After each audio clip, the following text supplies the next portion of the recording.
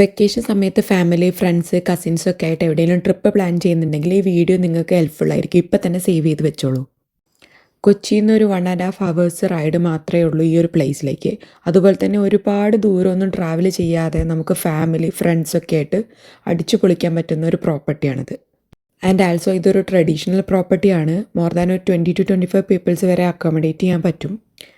പിന്നെ മെയിൻ കാര്യം എന്താണെന്ന് വെച്ചാൽ പൂൾ ഏരിയ ഉണ്ട്. നൈറ്റ് ആകുമ്പോൾ ഒരു നിയോൺ ലൈറ്റ്സ് ഒക്കെ വെച്ച് നല്ല ഭംഗിയാണ് ഈ പൂള് കാണാൻ.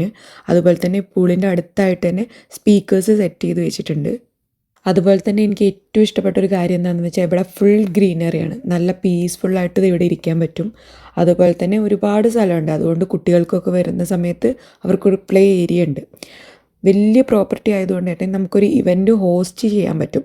ഒരു ഇൻറ്റിമേറ്റ് വെഡ്ഡിങ്ങോ ഒരു ബർത്ത്ഡേ സെലിബ്രേഷൻ അങ്ങനത്തെ എല്ലാ കാര്യങ്ങളും നമുക്ക് ചെയ്യാൻ പറ്റുന്ന ഒരു പ്രോപ്പർട്ടി കൂടിയാണിത്.